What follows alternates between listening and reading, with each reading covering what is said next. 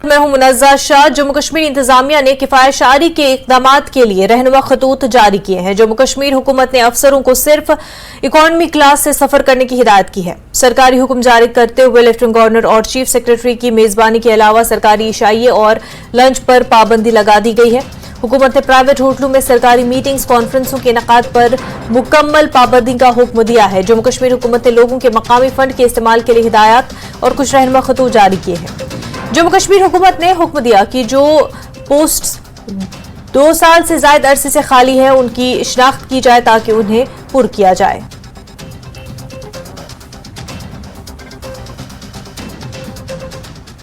Army chief general Manoj Pande ने कहा है कि हाल ही में सरहदी इलाकों में मजीद तकनीकी मजबूती की गई है।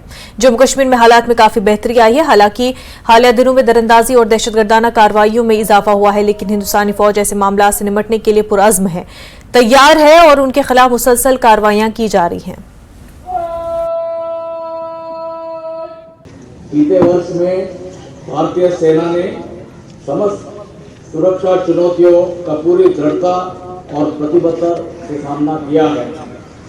मुझे गर्व है कि हमारे प्रत्येक सैनिक ने अपनी जिम्मेदारी को, चाहे वो सीमाओं की सुरक्षा हो, दुर्गम इलाकों और चुनौतीपूर्ण मौसम में तैनाती हो, लाइन ऑफ कंट्रोल पर आतंकवादी घुसपैठ संबंधी ऑपरेशन हो या प्राकृतिक आपदाओं में मानव राहत और बचाव का कार्य हो, इन सभी को पूरी निष्ठा और कार्य कुशलता से निभाया है।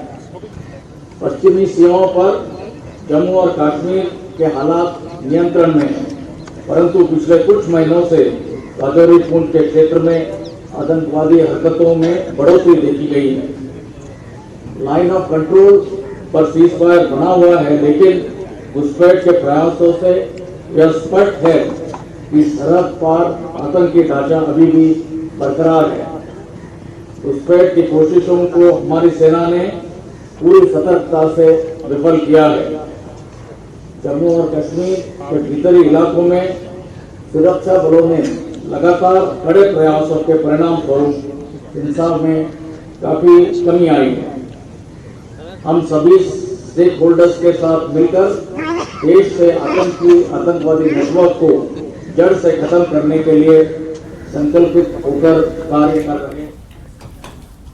दिल्ली में मैगजीन पंचजन्या के जेर एहतमाम बात भारत की कॉन्फ्रेंस का इनेकाद किया गया। लेफ्टिनेंट गवर्नर मनोज सिन्हा ने भी खिताब किया। सिन्हा ने कहा कि 5 अगस्त 2019 को वज़ीर आज़म ने जम्मू कश्मीर को आजाद कराया जो गुलामी में था। आज यूटी में अमन है, अब नौजवानों के हाथों में बंदूक और पत्थर नहीं है। जम्मू कश्मीर डिजिटल गवर्नेंस में पहले नंबर पर है। किसानों की आमदनी के लिहाज से यूटी 5वें नंबर पर है। सिन्हा ने कहा कि दहशतगर्दी अपनी आखिरी सांसें ले रही है।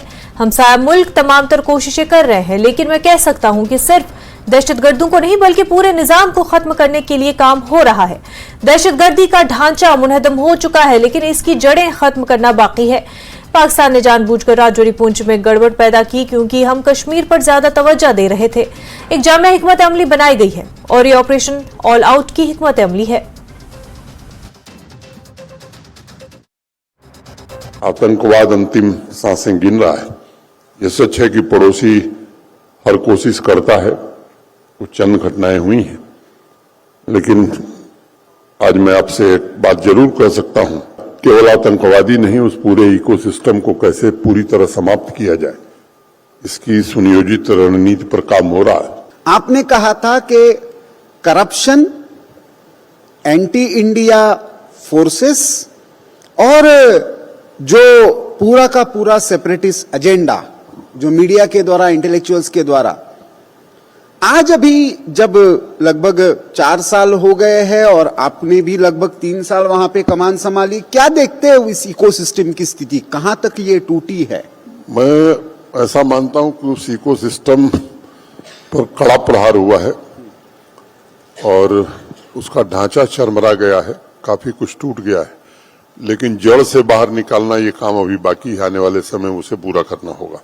कि माइनॉरिटी एम्प्लॉय जो कश्मीर में रहते हैं उनको टारगेट बनाया गया और वो जानबूझ करके बनाया जाता है कि इसकी चर्चा पूरे दुनिया में होगी, देश में होगी और ये स्थापित करने में उन्हें सहायता मिलेगी कि नहीं, अभी जम्मू कश्मीर सामान्य नहीं हुआ है।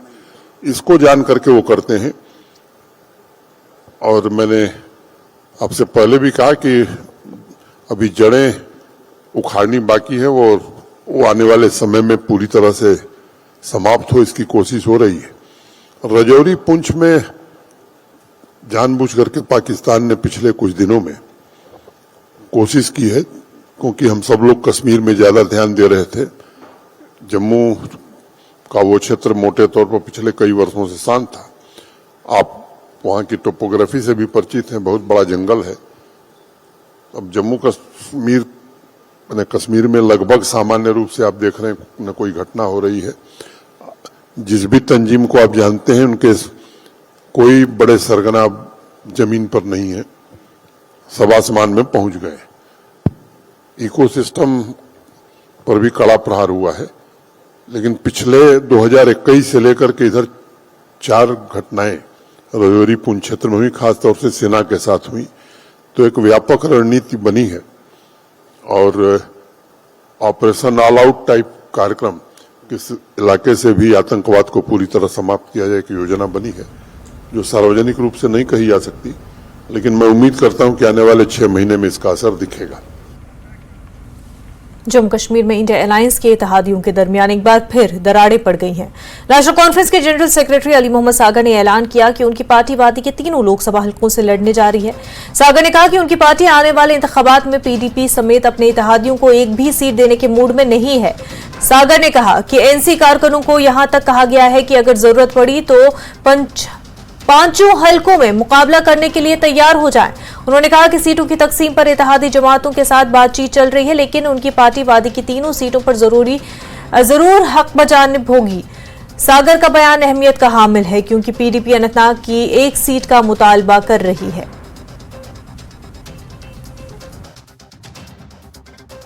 नेशनल कॉन्फ्रेंस 3 की 3 कश्मीर वाले की सीटों पे चुनाव लड़ने जा रही है। नहीं, 6 है ना। आप 6 की 6 लड़ेंगे? नहीं, 6 सीटें हैं ना। 6 सीटें टोटल है, वैली की 3 है। आप कितनी सीटों पे लड़ेंगे? नहीं, जो हमारी हैं ऑलरेडी, जिसमें हमने जीता है तो वो तो है ही, उसमें कोई शक नहीं है।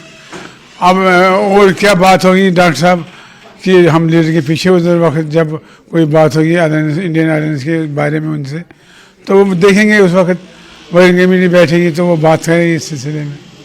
देखिए, मैंने इसलिए आपको ये सवाल पूछा क्योंकि जो अनंतनाग की सीट है उस पर पेच फंसा हुआ है।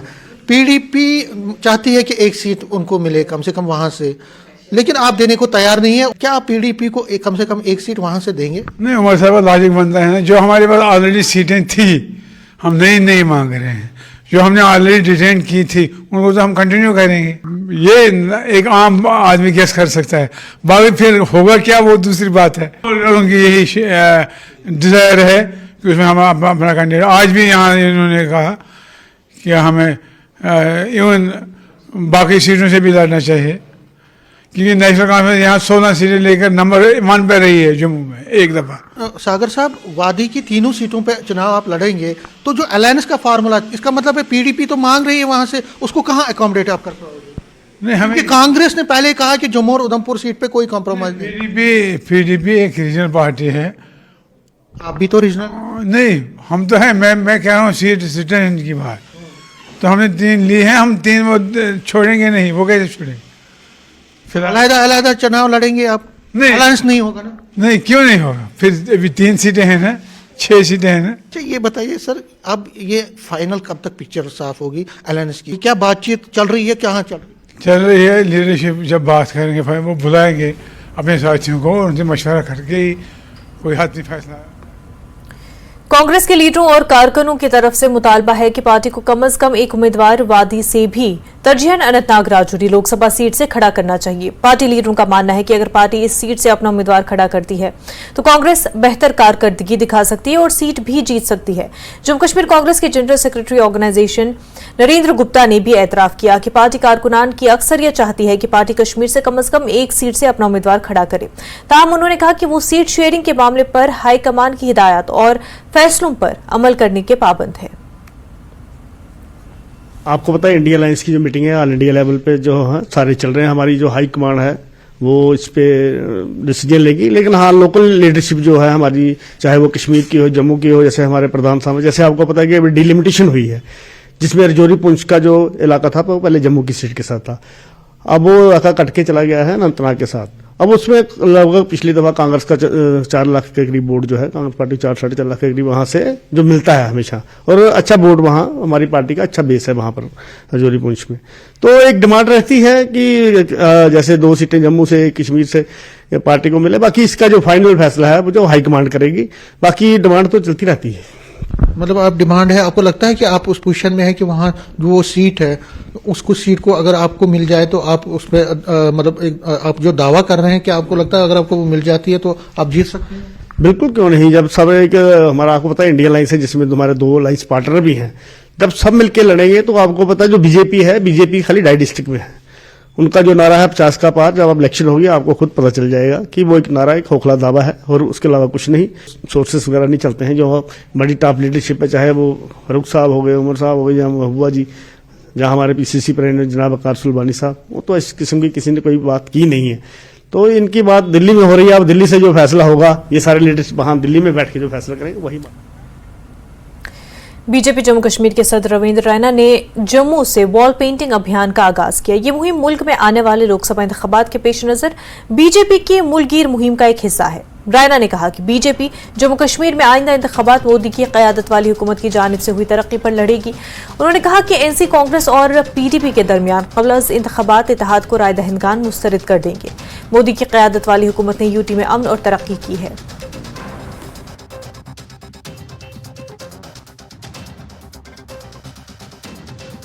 बीजेपी के national president Shri JP Nadda साहब ने 2024 के जो लोकसभा के चुनाव हैं, उस अभियान के एक महत्वपूर्ण भाग जो कि वॉल राइटिंग्स एंड पेंटिंग्स, जो कि बीजेपी का चुनाव निशान कमल का फूल, इसको आज स्वयं वॉल राइटिंग्स और पेंटिंग करके इस अभियान को शुरू किया है।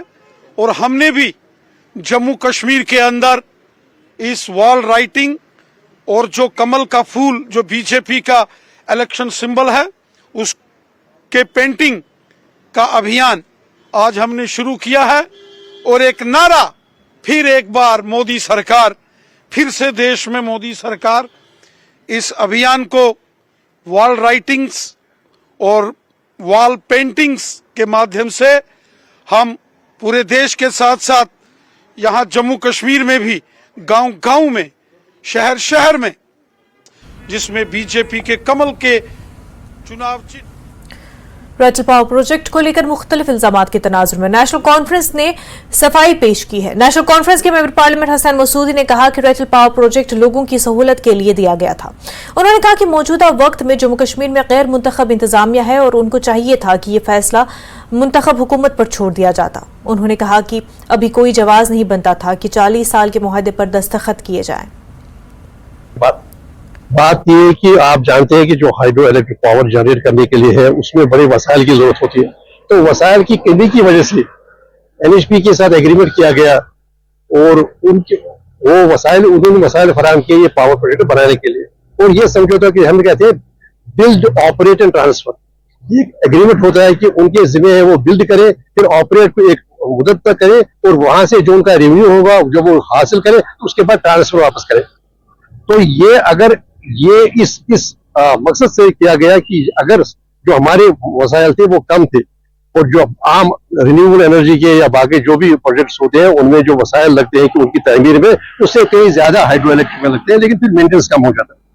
तो वो एक एग्रीमेंट के तहत जो बीओटी का एग्रीमेंट है, बिल्ड, ऑपरेट एंड ट्रांसफर, उसके तहत ये पाबंद है एनएचपीसी की वो वापस करे जम्मू कश्मीर। बात ये है कि सारे अवाम के मफाद में किया गया और बिल्कुल एक जो इसके टर्म्स थे, जो शराइ थे, वो अवाम के हक में थे, ताकि पावर जनरेट किया गया। और पावर जनरेट करने के बाद कुछ अरसे तक इससे जो भी आमदनी होगी वो एनएचपीसी एक शेयर दे स्टेट को, बाकी आमदनी उसकी वो हासिल करे, उसके बाद वापस करे। तो इस वक्त जो है मर्कजी सरकार है, एनएचपीसी, वो पाबंद है उस एग्रीमेंट के तहत।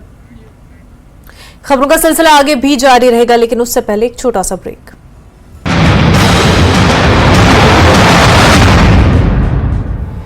कर्मचारियों का महाधरना। हजारों की संख्या में कर्मचारी पहुंचे बिजली बोर्ड के मुख्यालय। ओपीएस लागू करने और स्थायी एमडी की नियुक्ति इनकी मुख्य मांग। हिट एंड रन कानून के विरोध में बरोटीवाला के ट्रक चालक हरियाणा और पंजाब सीमा पर धरने में बैठे। बीबीएन से जाने वाले सभी ट्रकों को बाहरी राज्यों में जाने से रोका। अयोध्या में राम मंदिर में प्राण प्रतिष्ठा के कार्यक्रम में शामिल होंगे कैबिनेट मंत्री विक्रमादित्य सिंह। प्राण प्रतिष्ठा का निमंत्रण पाने वाले हिमाचल के इकलौते राजनीतिज्ञ। रामलला के प्राण प्रतिष्ठा कार्यक्रम को लेकर बोले बीजेपी प्रदेश अध्यक्ष डॉक्टर राजीव बिंदल। आराध्य श्री राम हजारों बलिदानों के बाद होंगे अपने मूल स्थान पर स्थापित। सोलन के अमीर साहिल ने हिमाचल का बढ़ाया मान। दिल्ली में नेशनल किक बॉक्सिंग चैंपियनशिप में जीता स्वर्ण पदक। मुख्यमंत्री सुखविंदर सिंह सुक्खू ने हिमाचल प्रदेश राज्य सहकारी बैंक को अपने ग्राहकों की सुविधा के लिए वन टाइम सेटलमेंट नीति बनाने के दिए निर्देश। मुख्यमंत्री ने बैंक के अध्यक्ष और प्रबंधक निदेशक स्वर्ण माटा के साथ की बैठक। जम्मू के जमाते अहले सुन्नत 20 सदस्यीय प्रतिनिधि मंडल ने राजभवन में एलजी मनोज सिन्हा से की मुलाकात। मदरसा बोर्ड की स्थापना में हुई प्रगति के लिए एलजी का किया आभार व्यक्त। बांदीपोरा में राष्ट्रीय शिक्षा नीति विंग की तरफ से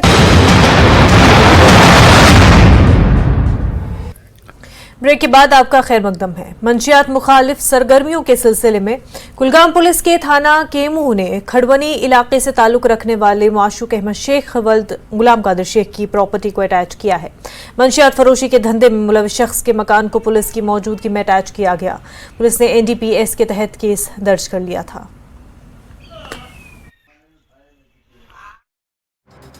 राजौरी पुलिस ने डीवाईएसपी हेडक्वार्टर राजौरी मुदस्सिर हुसैन की क़यादत में राजौरी टाउन के वार्ड नंबर 8 से भारी मिकदार में ममनुआ कैप्सूल बरामद किए हैं। पुलिस ने एक मंशियात फरोश को भी गिरफ्तार करके 7,000 के करीब ममनुआ कैप्सूल बरामद किए। इसके खिलाफ एफआईआर दर्ज कर ली गई है।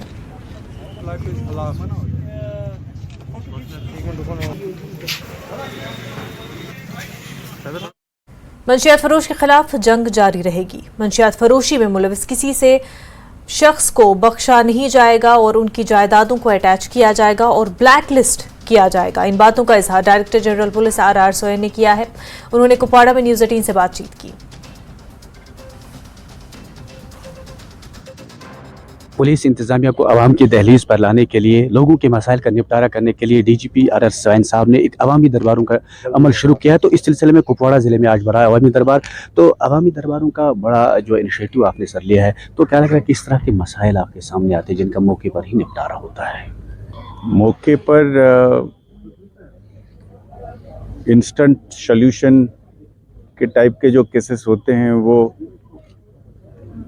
मान लीजिए कि खासकर अगर उसका पुलिस में खामद है, उसमें एक सिविल एंगल होती है। कई बार ऐसा होता है कि घर में डिस्प्यूट्स होते हैं, सेकंड मैरिजेस हो जाते हैं, वाइफ्स को डेजर्ट कर देते हैं, तो एक हिसाब से वो डोमेस्टिक वायलेंस रिलेटेड केसेस भी बनते हैं।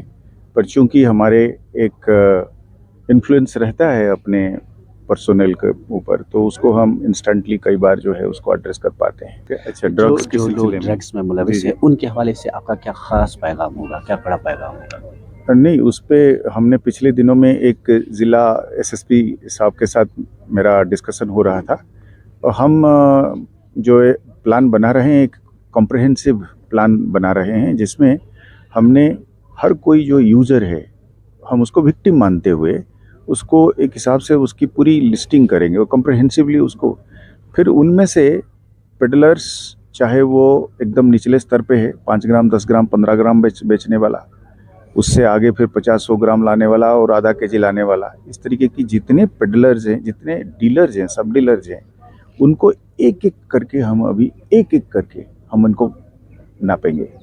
फिर उसमें से हम देखेंगे कि जो मतलब मेन डीलर है, सबसे पैसा वही कमा रहा होगा, क्योंकि आज के दिन में अभी हम देख रहे थे कि 1 ग्राम, मुझे बताया जा रहा था 1 ग्राम हेरोइन अभी बिकता है कई बार 6,000 से 10,000 रुपये तक। तो इसका मतलब ये हो गया कि 60 लाख से 70 लाख रुपया।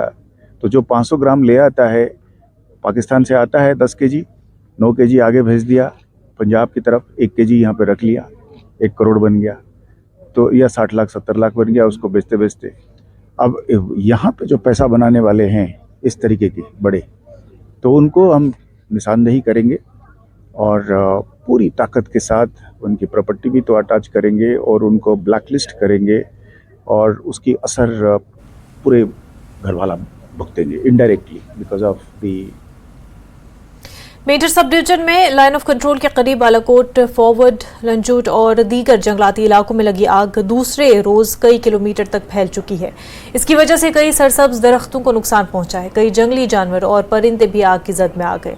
अगरचे आग बुझाने की कोशिश जारी है, ताहम सरहदी इलाकों में बारूदी सुरंगें लगे होने के खदशे से इसमें मुश्किलात पेश आ रही है। ज़राए के मुताबिक आग पाकिस्तानी सरहद से लगाई गई और अब वो बालाकोट की सरहदी पट्टी पर कई किलोमीटर इलाके तक आग फैल चुकी है। बड़े पैमाने पर आतिशबाजी के पेश नज़र लाइन ऑफ कंट्रोल पर अलर्ट जारी कर दिया गया। फौज इस पर पूरे मामले पर नजर रखे हुए है ताकि आग की आड़ में पाकिस्तान से कोई दरअंदाजी न हो। मेजर सब डिवीजन के बालाकोट और मेजर सेक्टर में LOC के साथ जंगल में आग के दरमियान कई बारूदी सुरंगें फट गई हैं। बारामूला जिले के उड़ी इलाके की एक नौजवान लड़की ने राम भजन गाया। वो सोशल मीडिया पर वायरल हो गया है। जोहरा नामी इस लड़की ने कुछ दिन पहले अपने घर पर यह भजन गाया। न्यूज़ 18 से बात करते हुए जोहरा ने कहा कि उन्होंने भजन को भगवान राम से मोहब्बत और एहतराम में गाया और ये उस अजीम तकरीब में उनका ताउन है जो अयोध्या में प्राण प्रतिष्ठा में होगी। उन्होंने कहा कि हम बहैसियत इंसान एक है और एक दूसरे के मजहब का एहतराम करना चाहिए। मड़ी चौखट टुरका आज 4 धाम आए दिन, मड़ राम आए दिन, अम्मा सीता नाल आए दिन। मड़ी चौखट टुरका आज 4 धाम आए दिन, मड़ राम आए दिन, अम्मा सीता नाल आए दिन।